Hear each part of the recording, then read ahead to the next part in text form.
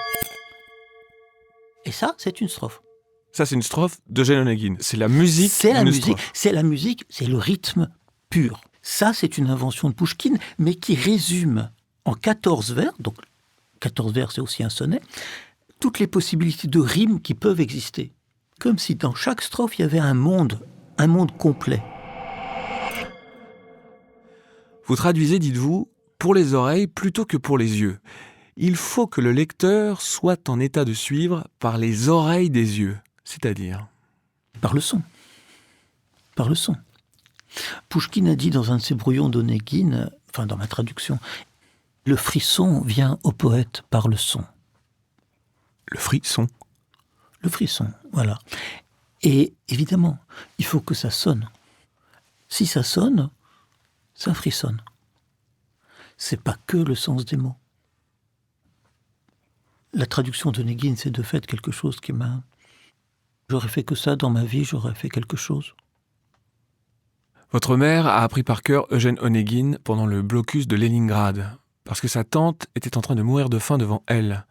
Et il y a dans le livre beaucoup de descriptions de repas. Elle lui lisait à voix haute des choses comme ça.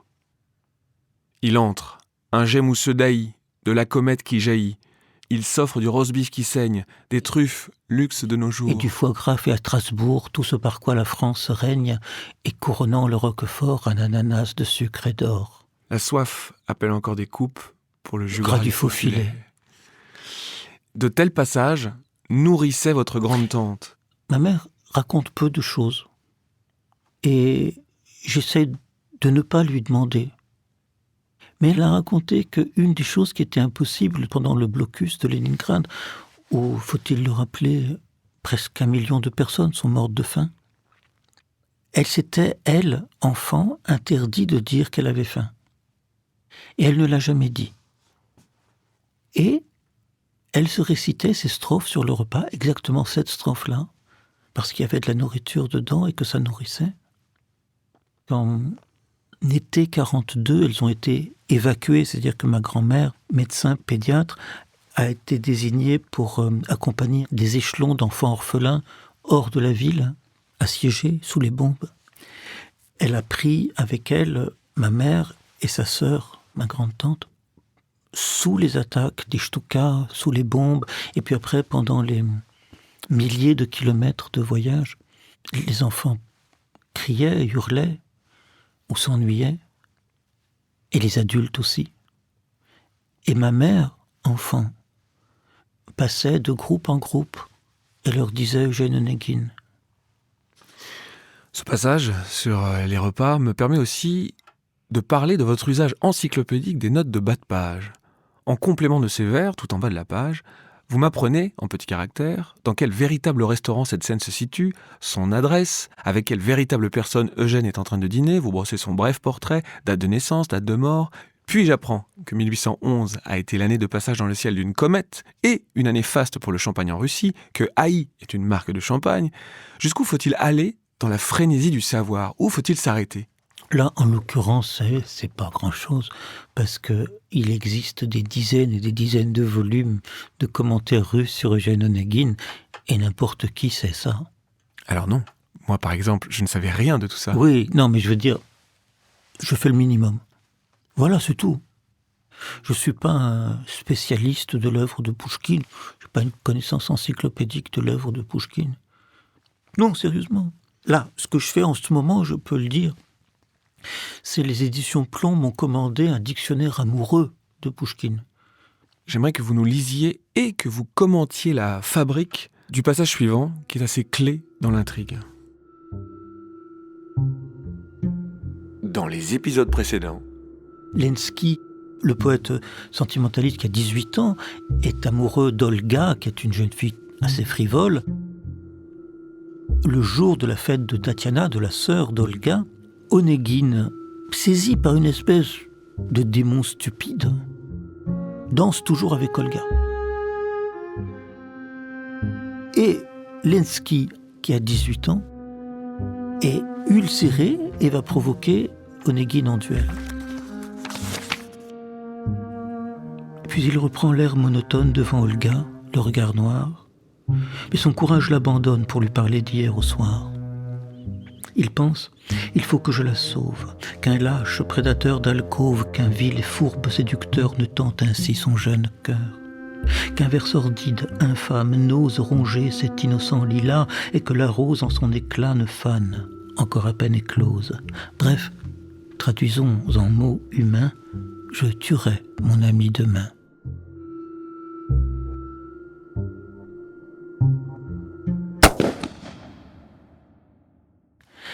Qui parle? C'est un poète sentimentaliste. Et Pouchkine emploie la langue de la poésie sentimentaliste. Il se trouve que cette langue, elle est essentiellement pas russe, mais française. Et donc c'est une suite de citations de la poésie moralisante ou des traités moralisateurs du XVIIIe français. Littéralement des citations authentifiées ou limites. Il refait. C'est-à-dire que la difficulté principale de la traduction d'Onegin, c'était pas de trouver la rime, c'est de trouver le lieu commun historique. Sur cette strophe, c'est une journée de travail ou c'est beaucoup plus? Ou c'est 25 ans, comme on le dit parfois pour les esquisses des peintres? Et c'est toute la vie, bien sûr. Bien sûr. Ça se compte pas comme ça. Votre traduction d'Eugène Onegin est devenue aux éditions Telem un livre-disque, enregistré par votre mère et vous, en russe et en français, avec la participation de votre compagne Françoise Morvan, dont nous reparlerons bientôt, disant 2 passages de Tatiana, sa lettre d'amour et les strophes finales. Enregistré en intégralité le texte le plus important de sa vie, chef-d'œuvre d'amour malheureux, avec sa mère et sa compagne. Quand même, c'est formidable sur le plan symbolique. Je suis très fier que Françoise ait enregistré ces passages-là. En l'occurrence, la langue russe de ma mère, plus personne quasiment ne la parle. Ma mère a aujourd'hui 90 ans, on l'a fait quand elle avait 85. Et je voulais garder un témoignage de cette langue. Деревня, где скучал Евгений, была прелестный уголок. Там друг невинных наслаждений благословить бы небо мог. Quand nous, on lisait la traduction, ma mère ne lisait pas. Elle disait le texte. Господский дом уединенный, горой от ветров огражденный, стоял над речкою. Вдали пред ним пестрели и цвели луга и нивы золотые. En russe, réciter et lire, on dit le même mot, читать, lire. Elle le disait comme je vous parle là. Vous avez dit récemment au micro de ma consoeur Eva Bester sur France Inter, « Tout ce que je fais dans la vie finalement, c'est traduire la bibliothèque de ma grand-mère et de ma grand-tante. » Vous avez dit aussi, « J'ai toujours écrit, d'aussi loin que je me souvienne. Mais un jour, écrire est devenu traduire. » Vous souvenez-vous des premiers textes que vous avez écrits? C'était des poèmes. Je n'ai jamais écrit de prose. Tout adolescent écrit des poèmes. Des poèmes sur quoi? Voilà. La nature, l'amour? Non, mais bon, bref, ça n'a aucun intérêt. En fait, un des premiers textes que j'ai écrits, c'était une traduction d'un poète soviétique. Je l'avais trouvé dans l'anthologie de la poésie russe d'Elsa Triolet. Il m'avait plu, ce texte-là, et j'avais voulu le traduire moi-même. J'avais 15 ans? À 13 ans, vous subissez une opération très compliquée, liée, je suppose, à la maladie des os qui vous frappe depuis l'enfance. Cette opération vous oblige à rester alité 3 mois. Pour ne pas prendre du retard, vos parents font défiler des professeurs dans votre chambre, dont une vieille dame russe, Valentina, qui vous apprend le latin et vous oblige à traduire 5 vers par séance. Ça vous a sauvé. Savoir parler latin est-il à peu près obligatoire si on veut devenir traducteur en Europe? Non, je ne sais pas du tout parler latin. Pas du tout, c'est pas ça. Exegi monument aere perennius, regalique situ pyramidaltius, quod non imbere dax, non aquillim potens possidir veraut innumerabilis annorum series et fugatem porum. Non omnis moriar, multaque pars mei vitabit libitin. Ça continue comme ça, c'est Horace. Horace, 30e ode du livre 3 des Odes, où il dit « Non, je ne mourrai pas tout entier. Exegi monumentae reperenius » j'ai érigé un monument plus durable que l'airain, que le bronze, plus haute que la statue des pyramides. Pouchkine a repris ce poème en 1836. «Я памятник себе воссоздал нерукотворный». Où il dit « Je me suis érigé un monument pas fait de main d'homme, littéralement. » Et quand Valentina Borisovna, elle a considéré que ce n'était pas la peine que je perde mon temps à étudier la grammaire, il fallait que je comprenne pourquoi il fallait étudier la grammaire. Non pas pour savoir décliner ou conjuguer un verbe, mais pour avoir accès à cette immense beauté de la poésie d'Horace ou d'Ovide. Et le latin n'est pas pour moi une langue morte, parce que de toute façon, je ne parle pas latin. Vous parlez latin puisque vous venez de le dire. Je dis ces vers. Vous les récitez mécaniquement, c'est impossible. Je comprends parfaitement ce qu'ils veulent dire. Mais c'est que je serais incapable de faire un thème latin. Et ça ne m'intéresse pas du tout. C'est très différent. Vous avez l'oreille russe. Vos premières sensations de la beauté poétique sont syllabo-toniques. Vous entendez les accents toniques, même dans les langues où les accents n'ont pas d'importance, comme le français. Quand vous entendez la sirène des pompiers, vous l'entendez iambique également. Oui. Ta, ta, ta, ta. Vous reconnaissez les maîtres comme un musicien peut reconnaître les notes. Cette capacité vous permet de créer ce territoire entre les langues, un monde de l'entre-deux, entre votre langue d'enfance et votre langue d'adulte. Or, pendant votre enfance, quand vous ne terminiez pas votre assiette, votre mère utilisait une expression russe intraduisible qui a peut-être joué dans l'éveil de votre vocation. Quelle est cette expression ? Elle disait « blocade na vas niet ». Comment traduire ça ? Il vous faudrait le blocus. Ma mère ne supportait absolument pas qu'on laisse quelque chose dans l'assiette. L'expérience de la faim, de la guerre, était pour elle comme au centre de quelque chose de tellement noir que voilà, je n'en parlerai pas plus. Mais je savais aussi que ma mère vivait pour nous. Et je savais aussi ce que lui coûtait cette expression, de vouloir la mort de ses enfants finalement. Et je voyais en même temps cette viande gélatineuse et froide que moi je ne pouvais pas manger. Et j'avais cette sensation très physique et très claire de l'incommunicabilité des expériences, des êtres. Il y a des choses qui sont intraduisibles. Alors après, moi je ne fais pas de psychanalyse ni rien, mais je pense qu'une des raisons fondamentales qui font que j'écris la façon dont j'écris, c'est-à-dire en traduisant, vient de là. Étudiant, vous avez essayé de passer l'agrégation de lettres modernes pendant environ 3 mois, à la Sorbonne, à Paris. Mais vous avez dit, c'est marrant, c'était nul, je n'ai rien fait, rien appris. J'étais contre ce qu'on nous enseignait. D'abord, le mépris des profs pour les élèves, un mépris insondable. D'autre part, l'étroitesse de leurs pensées. Je parle de la Sorbonne à l'époque où j'y étais, entre 1979 et 1984.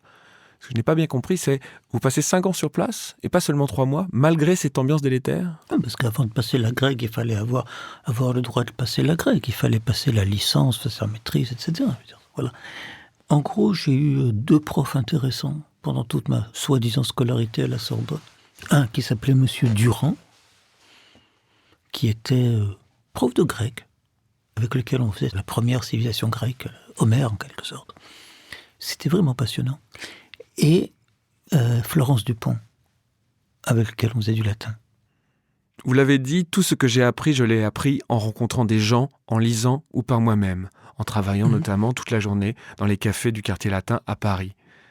J'aimerais que vous nous lisiez à présent ce beau passage initiatique tiré du premier tome de votre journal public, ce journal que vous tenez depuis 10 ans sur Facebook intitulé « Partage » au pluriel.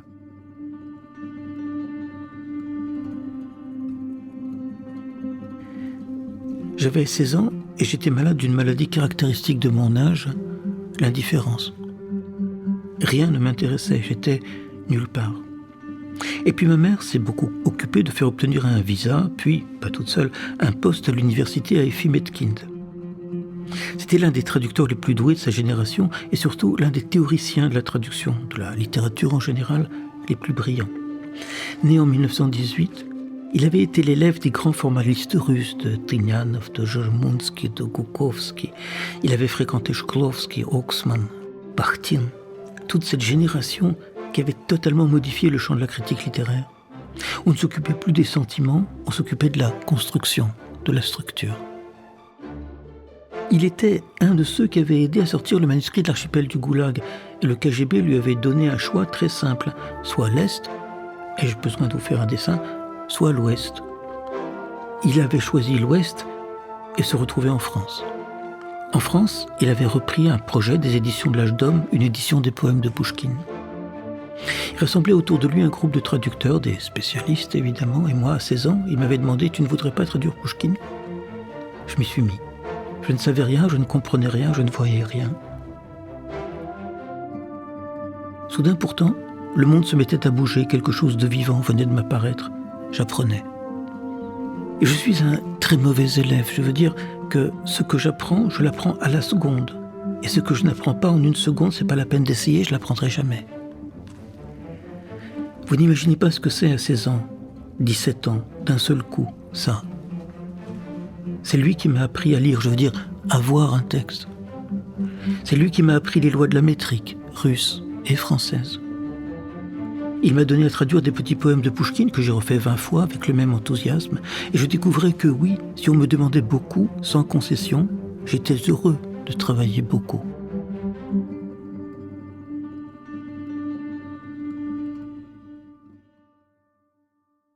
Vous commencez donc la traduction à 15 ans, grâce à un éminent professeur, linguiste et écrivain russe, réfugié politique, Efim Etkin, lauréat notable en 1982 du prix Langlois de l'Académie française pour ses traductions des œuvres poétiques d'Alexandre Pouchkine. Efim Grigorievitch Etkin fut votre mentor et vous vous souvenez de chaque heure, de chaque conversation avec lui. Cet homme connaissait par cœur des centaines de poèmes, en expliquant mot après mot le contexte et les nuances stylistiques de chaque mot. Efim Etkin a créé un groupe de traducteurs dont vous avez fait partie. Mais pourquoi vous a-t-il recruté, à votre avis, vous, si jeune ? Je sais pas. Il connaissait bien ma mère. Il venait chez nous, en banlieue. On avait discuté juste comme ça une fois à table. Et puis après, il m'a dit « Tiens, est-ce qu'on peut discuter un peu ?» Il venait dans ma chambre, il s'asseyait dans le fauteuil. Moi, je m'asseyais sur le lit. Et il me racontait. Et il parlait. Et il me disait des poèmes d'Alexandre Blok, de Zabolotsky, d'Akhmatova, qu'il avait connu. Il m'a dit, tu veux pas traduire Pouchkine avec moi ? Et mes parents, quand ils ont appris ça, ils ont été terrorisés. Ça va pas, Pouchkine, machin truc. Mais ils n'ont rien dit. Ils n'ont rien montré. Et je me suis mis à travailler, à traduire. Et je savais rien faire. Et c'était absolument bouleversant. Absolument bouleversant. Je l'aimais beaucoup, beaucoup, beaucoup, beaucoup. C'est la seule personne avec laquelle je me sois disputé tellement fort que rien que d'y penser maintenant, ça me perce le cœur. Je me suis vraiment, vraiment fâché contre lui. Et je ne l'ai pas revu pendant plus de 20 ans. Et je ne suis pas allé à son enterrement. Pour plein de raisons.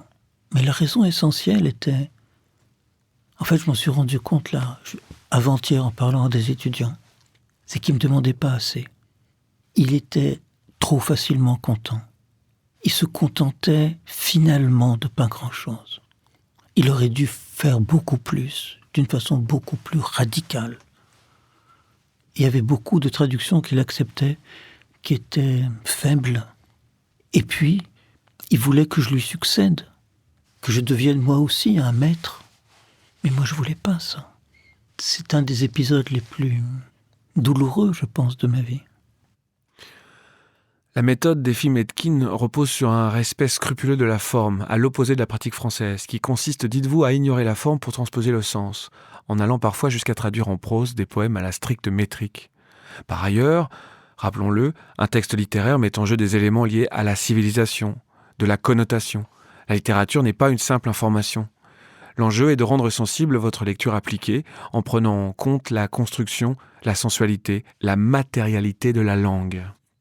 Ce mentor était inflexible, pas de concession, jamais. Tant que l'expression n'est pas trouvée et placée à son juste endroit, on ne s'arrête pas. Souvent, au début de votre pratique de traduction, ce qui vous venait en premier, c'était, je cite, de la bouillie, comme par exemple pour ce long poème de Pouchkine sur Napoléon qu'Etkin vous a fait reprendre une 20aine de fois. La version de ce poème Napoléon que j'ai republié sur Facebook il y a 5 ans, c'est donc sans doute la 40e version. C'est une autre version que celle qui est publiée dans Le Soleil d'Alexandre. En fait, Etkin était beaucoup trop mou. Beaucoup trop. Le problème en France avec la traduction, c'est que on n'a pas l'impression que la traduction est un art littéraire. Mais si vous n'êtes pas virtuose, vous ne faites pas de concert. Mais c'est pas le fait que vous soyez virtuose qui fait de vous un musicien. La virtuosité est un prérequis. C'est la base. Mais ce n'est que la base. Or, la plupart des traducteurs français, je le dis avec tristesse, cette base, ils ne l'ont pas. Combien j'en connais qui sont juste pas capables de faire un sonnet correct, techniquement. Mais le fait de faire un sonnet correct ne fait pas de vous un écrivain. C'est la base qui manque. Le travail d'une traduction, c'est évidemment qu'il faut que tout soit là, mais que veut dire tout ? Un de mes grands amis, traducteur magnifique de poésie russe, Mikhail Yasnov, qui est décédé maintenant, disait que la traduction de la poésie, c'est l'art de la perte. Ce que tu as le droit de perdre au nom de ce que tu n'as pas le droit de perdre. Qu'est-ce que tu ne peux perdre en aucun cas ? Avez-vous des élèves en traduction ? Mais Dieu m'en garde. Non ? Vous n'avez aucun élève ? Bien sûr que non. Bien sûr que non. Mais non. Vous n'auriez pas ce goût de transmettre ? Je passe mon temps à travailler avec des jeunes, mais pas sur la traduction, sur la lecture. On n'enseigne pas la traduction. Enfin, on peut enseigner la traduction, mais je ne pense pas qu'on enseigne la traduction. Ce qu'il faut enseigner, c'est la lecture. C'est-à-dire comment tu lis un texte, qu'est-ce que tu vois dans un texte. C'est aussi Efim Etkin qui vous donne ce conseil essentiel. Il faut travailler tous les jours, mais vraiment tous les jours. Et même, il vous raconte le rythme de travail de l'écrivain russe Solzhenitsyn, l'auteur mondialement célèbre de l'archipel du Goulag. Solzhenitsyn travaillait le matin. Le matin, donc, il n'existait pour personne, sous aucun prétexte, jamais. Le matin, il travaillait sur quelque chose de nouveau, sur le livre qu'il écrivait à ce moment-là. Ensuite, l'après-midi, il faisait autre chose. Soit il relisait et corrigeait, soit il écrivait les articles. Le soir, il lisait, il se documentait. Et puis, juste avant de se coucher, il faisait ce qu'il appelait des... Zagatovki. J'ai adoré ce mot. C'est un mot comme il peut y en avoir en russe. Et j'imagine bien Solzhenitsyn l'utiliser. Gotovit, Gatovit. c'est préparer. Zagatovit. Faire une préparation à l'avance. Zagatovka. C'est le substantif de ça. Un petit travail. Jamais plus de 10 minutes. Pour se mettre en état, le lendemain, au réveil. De travailler tout de suite. On prépare ses crayons, ses documents. On pense à ce qu'on va faire le lendemain matin. Mais on ne le fait pas. On y pense, juste. Mais il faut que cette préparation soit physique. Par exemple, on met une certaine page sur le haut de la pile où on note au crayon telle ou telle expression qui peut servir. Et je ne savais pas, moi-même, avant de lire ça, que je zagotove à chaque fois que je conçois une interview. Vos premières traductions publiées, ce sont des poèmes de Pouchkine, qui sortent en 1981, l'année de ma naissance, aux éditions L'Âge d'Homme, après des dizaines de versions rejetées. Ce recueil de traductions vous paraît aujourd'hui catastrophique, à de rares exceptions près, des poèmes comiques pas trop ratés. Pourquoi catastrophique, fondamentalement ? Il suffit que vous le lisiez, vous verrez. Je le verrai à l'oreille. Oh oui. Votre premier livre, À vous tout seul, est paru en 1985 aux éditions L'Âge d'Homme. C'est une traduction du poète romain Catulle, qui vécut durant le siècle juste avant J.C. Et elle est tellement mauvaise que le livre est maudit pour vous. En quelques mots, quel est le problème ? C'était mauvais. Pour quelle raison ? C'était mauvais. Quand vous reprenez votre traduction de Catulle 30 ans plus tard, j'y trouve ce vers qui paraît parler de radio. Vous, dehors et bon vent, les ondes fades. Ça, c'est le poème 27 de Catulle. C'est un petit poème bachique sur le vin. Ministeru et uli puer falerni, inger micallices mariores. Verse-moi du vin, mais que ce vin soit pur. Vous savez, les latins ne buvaient pas de vin pur, ils mélangeaient avec de l'eau. Et verse-moi des coupes plus amères. Le dernier vers, c'est Hinc miruses tioniaes, que ici, Bacchus, enfin le tionien, est pur. Ce poème, je ne le connaissais pas de Catulle, je le connaissais par sa traduction de Pouchkine. «Пьяный горечью фалерно чашу мне наполни, мальчик, как постумия велела председательница оргии. Вы же, волны, прочь теките, и водой вину враждебность строгих постников поите. Чистый нам любезен Вакхус». Et j'ai en fait voulu traduire les deux. Donc j'ai traduit le poème de Catulle. Jeune esclave qui verse un vieux falerne, verse-moi une coupe plus amère. Je ne me souviens plus exactement, mais je crois que c'est ça. Et puis j'ai traduit le poème de Pouchkine. La privresse du falerne vienne enfant remplir mes coupes, puisque Postumien l'ordonne, qui préside à notre fête. Et ça m'avait intéressé de voir comment les deux textes résonnaient pour dire une chose très sérieuse sur l'intensité. C'est un poème sur l'intensité de la sensation, sur l'intensité de ce que doit être la poésie. L'amertume du vin pur. Pour boire des verres, mais V-E-R-S. Voilà.